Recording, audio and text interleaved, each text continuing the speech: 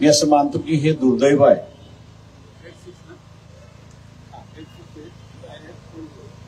की जनतेला सांगावं लागते आपल्या पंतप्रधानाला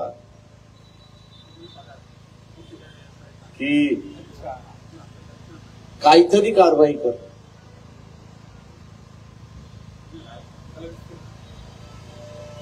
अनेक वेळा हल्ले झाले. या अनेक वेळाच्या हल्ल्यामध्ये अनेक जण दगावले. आज जसं पहलगामाच्या असणाऱ्या शहीदांना आपण आदरांजली वाहिली तशी इतर वेळेसही आपण वाहिली. पण हा सिलसिला जो आहे तो काही थांबत नाही. तेव्हा सिलसिला थांबवण्यासाठी पावलं उचलावी लागतील, कदम उचलावे लागतील.